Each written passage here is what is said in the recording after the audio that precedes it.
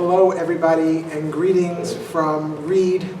As you can see, we got the fireplace going, and this beautiful chair and this beautiful space, and we've missed you. So we thought we would do something a little special, and that is bring a live kind of webcast to your homes so that you can have that sense of place and that sense of being here. Because fundamentally, it's a challenge in a school during the course of the year when you don't have your parents around, when you don't have those little moments of interaction, the meetings, the connections that happen. So we're happy to bring you in this small way. We also, because of the need for interaction, felt strongly that we should divide all of you in terms of your grade levels, so you can have conversations about things that are particularly on your mind, and that we can have more dialogue. So I'm planning to be relatively brief as I speak to all of you to give you a sense of where we are in the school, in the present, what we're thinking about for the future, and all in all, essentially, above all, I just want to express my pride, my incredible pride in our community. Before I get started, though, I want to thank some people. I want to thank Rachel Josephson, Leanne Jacobson, who has come to be our parent rep and is doing a terrific job, Rob Buckler and the entire advancement team, Grace Kim and the communications team, Chris Kozlov and our tech team, and effectively, this is a manifestation of what happens when people come together and kind of rise to the occasion. We could never have imagined last year that we would be in a setting like this under these circumstances. But as I keep arguing, the key to all this is unity. The key to all this is staying steady during this storm, and effectively we've done that, and I am extremely proud of that. I also want to thank your leadership, Jory in particular, for her great leadership of the PA, and also our executive leaders and my colleagues for being as responsive as they can be as we learn more about your experience, the things that are strong and great, the things that are a challenge. And it's been great to be able to connect with all of you in this way. We are in historic times. I tell the students that. We just had, this past year, an experience with a pandemic that we couldn't have imagined, of international proportions. This past summer, with the death of George Floyd, we had conversations about race in a way that was very different, at least in my lifetime. Then we had an election that was very contentious and very challenging. And then ultimately, we had the insurrection at the Capitol, and on and on. And it seems like almost every day there's some news that challenges us. And through it all, here are our students. I think about what it'd be like right now to be a teenager. I have one at home, and I see it firsthand. And I am in utter awe, in complete and utter awe of our kids, of your children, of our students in this moment. And the grace that they have shown with everything from the disappointment of not having an in-person graduation to the disappointment and cancellation in spring break programs, summer programs, the fall coming together. We don't have our morning meetings. We didn't have an all-school handshake. Some of our sports weren't able to have a complete experience. Not to mention, in terms of our arts program, we've been very creative, but they've been limited. And so much of what makes LFA so fun and special on a day-to-day basis, we haven't felt. And to be a teenager in this enormous moment in your life, and to experience this, what's going on in the world, in the context of that developmental period, I will be in awe of this group of students, of this generation of kids, for the rest of my life. And I could not be prouder of the way they've engaged and the way they've dealt with so many challenges. In terms of pride, one of the things that I'm so excited about, and the reality is that we've been able to, up to now, offer about as much as any school that I know of, where we kept a full schedule, an A through G schedule. We have a lot of our arts programs are still going. We were able to still have our sports. Our clubs still meet, and our advisory, if anything, the pandemic has helped our advisories get even stronger. So I'm extremely proud of the fact that we've been able to offer this level of education and above all, be able to be there with our students during this moment. And it's very simple as to how we were able to do that. And that's really what makes the school special all the time. The first are our students. We talked about them. They're special, they're thoughtful, they're kind, they have a good sense of humor, and a great head on their shoulders. So good job, parents. But the other constituency really are my colleagues.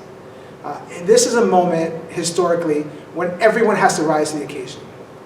If anyone slips, essentially, or if a group of us slip, then we are deeply affected as a community. So I've seen members of our staff in our business office figure out how to remotely do everything. I've seen our tech team come in, even when a time when it was still very dangerous, and do work around the building and make sure that we're ready to go. I've seen our teachers very bravely make their way into classrooms. And even though I would never have sent them if I didn't feel we could do it safely, it was still that moment of walking into the building, that moment of just stepping in, that was a moment of really great courage. And beyond that, a lot of work. Remote learning, actually, for a teacher means more work, especially when you have your families around you. And the fact that we've been remote some, but mostly in person, and also with these restrictions, means effectively that our faculty and staff have been met with perhaps the greatest challenge, and I hope it will be the greatest challenge of their careers. And they have risen to the occasion. If you read my inbox, you should, it's a little bit boring, a lot of emails, but if you read my inbox, there are going to be very few emails, if any, talking about, in any disparaging way, about our faculty, our staff, our administration, the way that this community has risen in this moment. And in the end, it always comes back to what I always remind our people about, but it doesn't need a lot of reminding, and that it comes back to our students. It comes back to their experience. So this is what we do for a living. So it's a really amazing moment. We're still in it. You know, there is some hope. I just got an email that to fix a couple of things on my vaccine, all vax portal for Lake County.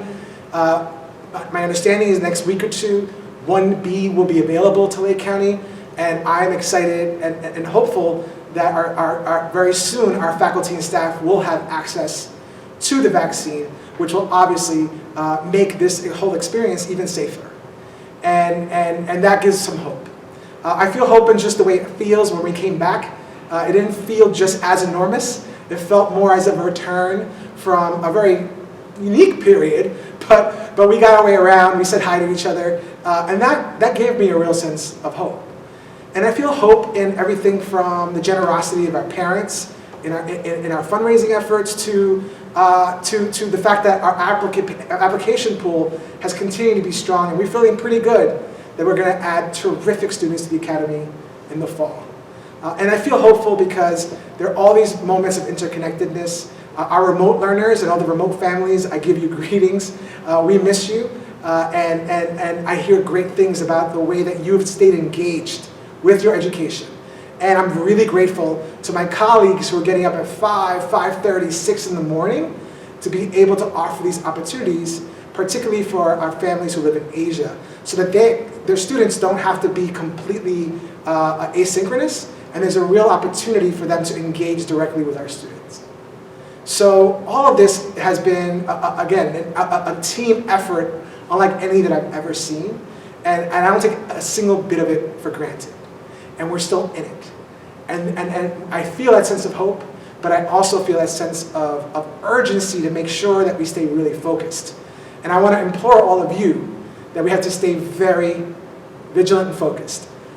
The restrictions that we have, the plans we have, the health plan that we have, really is reflective of our conversations with our Director of Health Services, Anna Kleiner, but also with Michael Vernon, who was the person who worked with us, Dr. Vernon, this past summer, and set up all these ideas and these thoughts as to how to come back in person. And then Dr. Singh, who's been working with us most recently. Actually, at 4 o'clock today, we just had a meeting. Anna Kleiner and I just met with Dr. Singh. And in all those conversations, we really focus on the reality, and that is that the pandemic is still with us, that we have to stay very vigilant. And even though, again, there's hope, our testing came back.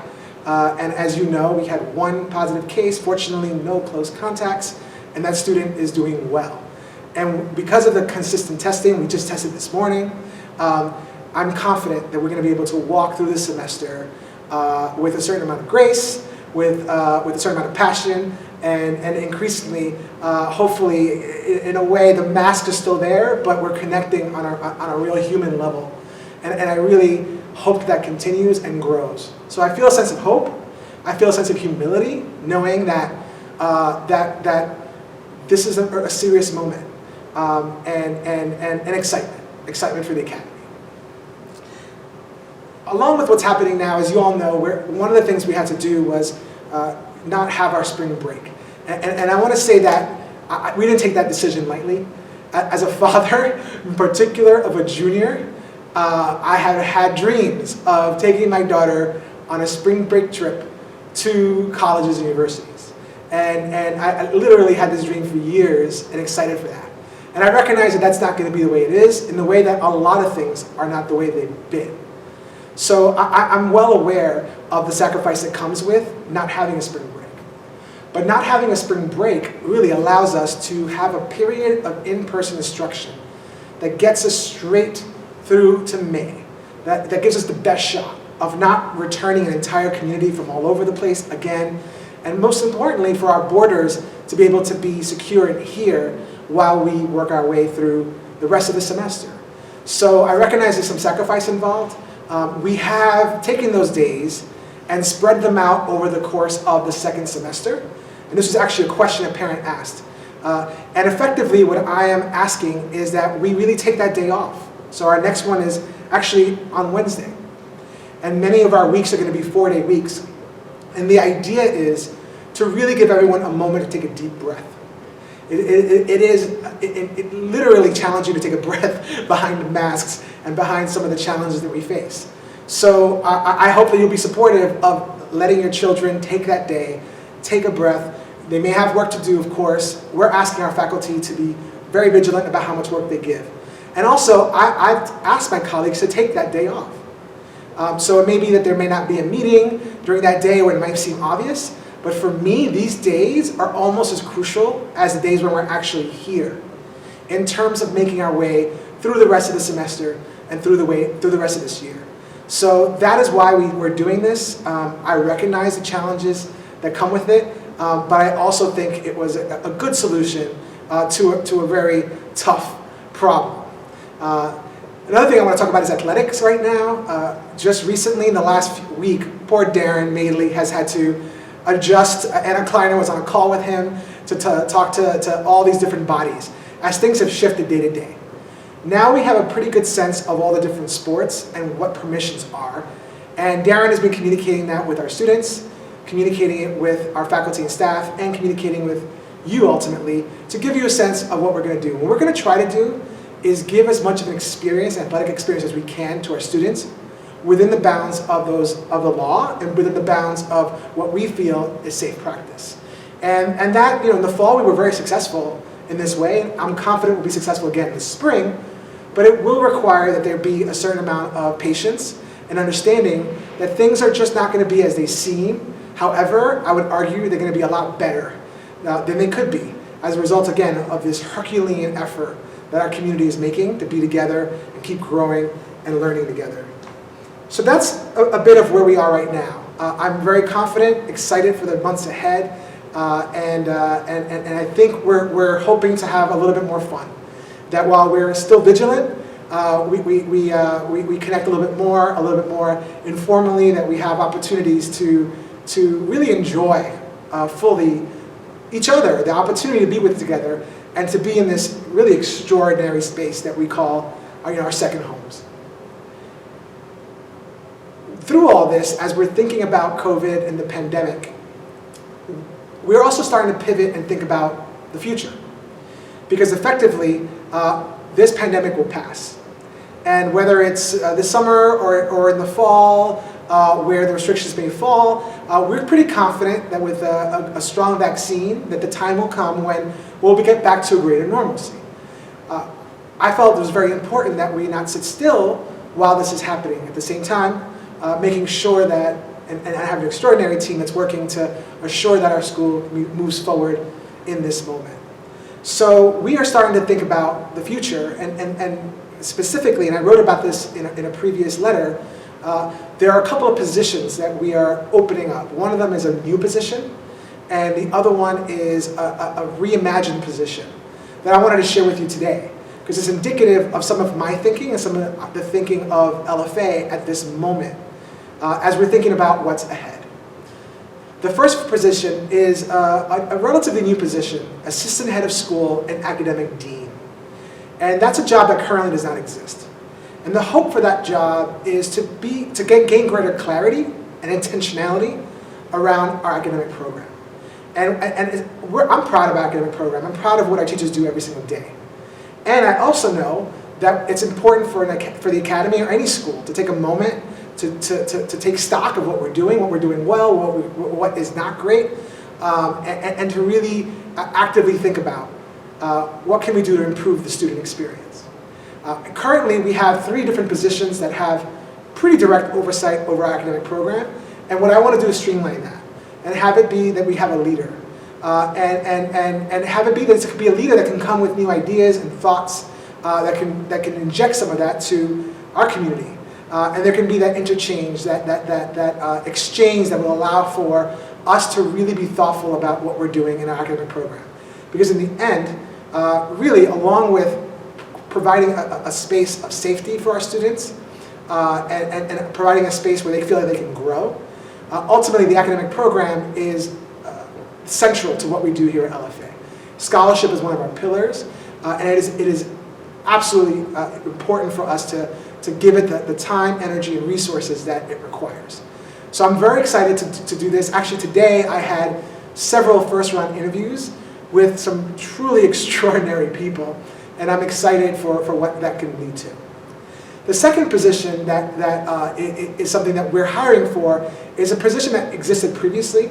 It's Steward Center, which is our global leadership center and our experiential learning center, so to speak. So Steward Center and GYLI, the Global Youth Leadership Institute, is a nonprofit that has worked with LFA. It's under the arm of LFA currently. And that leader in the past has helped with different projects here and there, and has worked to run our GYLI program, which was primarily a summer leadership program that incorporated other schools. Well, it changed the job. The job is now going to report to me directly. And the Steward Center is now going to be responsible for our experiential experiences.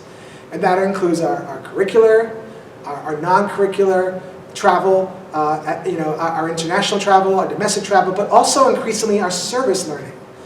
And the hope is that we think about the skills that we want to teach our students as they engage the world around them. It doesn't take a lot to realize that we're in a moment of some significant division in our country and even globally. And the pillars call for us to work with our students to turn out and to take to the world and to introduce to the world these extraordinary young people that can go out into the world and again, use those skills to help bridge some of those gaps. So this position is going to come and really evaluate our global programming and really think about what we can do to be intentional. To have what we do be based on mission, but also, of course, to have fun. To find a way to mix and go out into these experiences with what I believe are going to be richer and deeper experiences than the great experiences we already had. So that's going to be a relatively new position, although the name is the same. The focus and the central nature of that job is going to be new.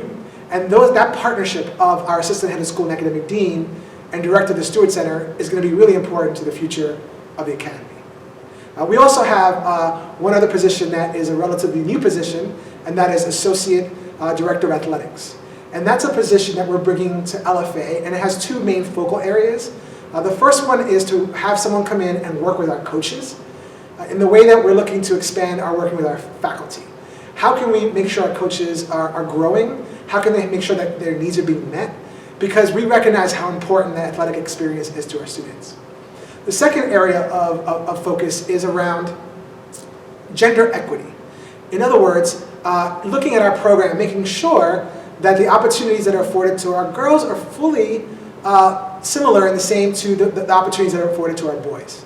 And I would argue that there are areas for us to grow in this feedback that I've gotten from parents and from colleagues, and I'm excited to be able to bring somebody in who is going to be expert in working with girls and working in terms of athletics, but also someone who is going to be a master coach who can come and inspire our coaches.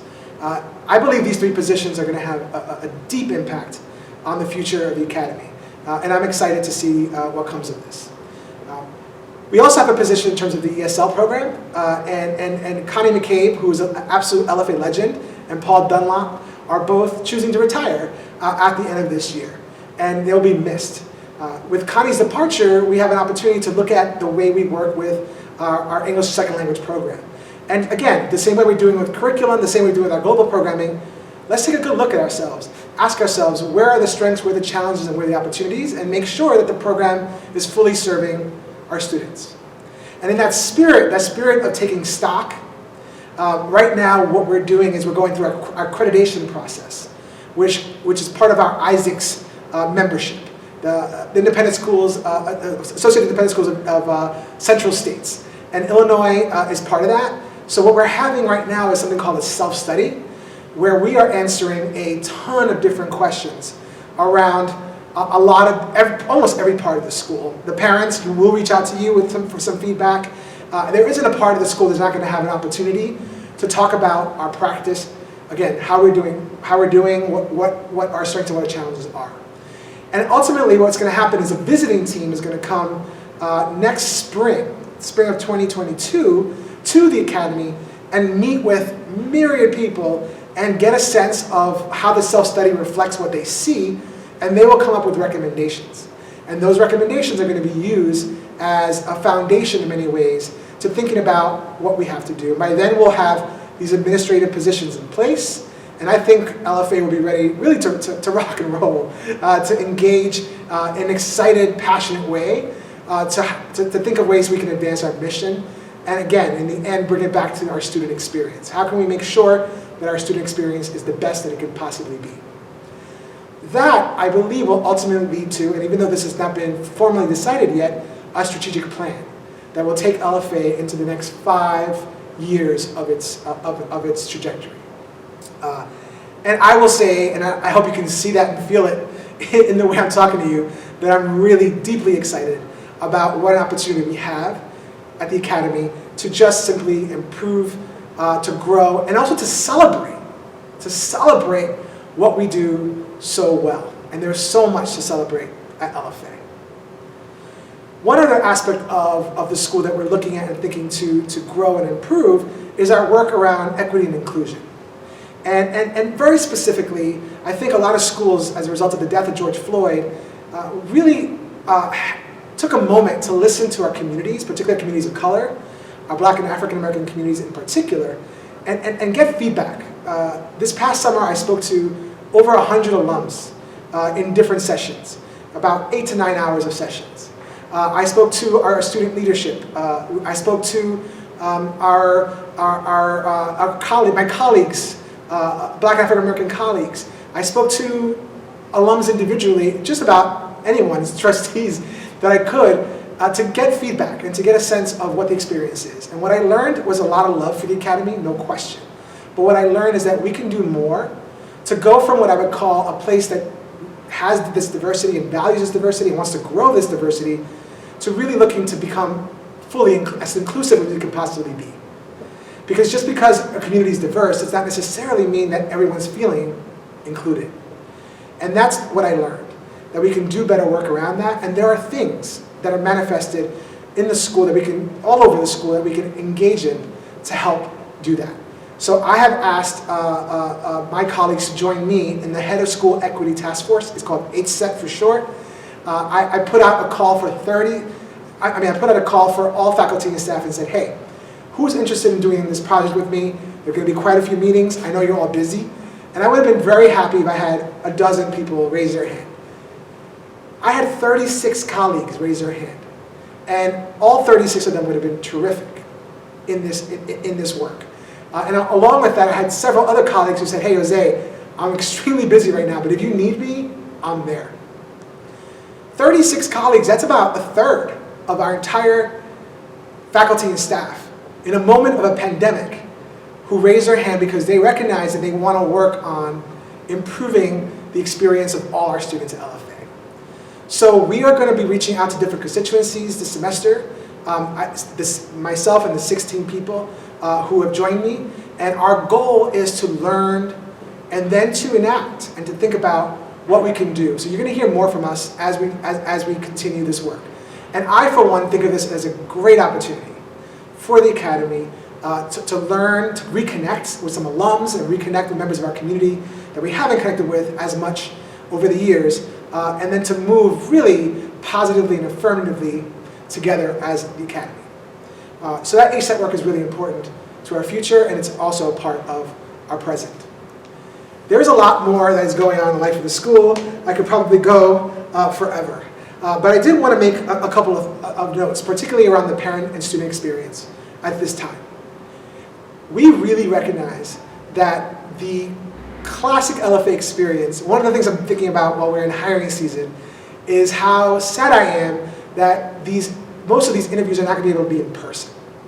Because when I got to the Academy as a candidate, I remember that feeling walking around everywhere from our Sodexo staff in our kitchen to the teachers, to the students above all. And you walk around and you see this beautiful place, you see these beautiful people, and you really get moved, right? And LFA had me at hello. And I'm thrilled that they liked me too, because I really wanted this job. And the moment I knew I wanted this job was at the end of my first day, when I was reflecting on the day and I thought about just how phenomenal it just felt to be here. We know that this experience is a little different now. And even though we're adding and able to offer so much in this context, the connections aren't the same. So to be a new parent, normally we would all be here together. Last year, this event was one of my favorite events of the entire year. We had this robust, amazing conversation about our discipline program. And there was just a great energy to this dinner we shared.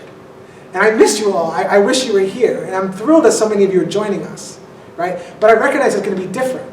The little moments, the interactions that you have when you come drop off your child, we recognize it's different.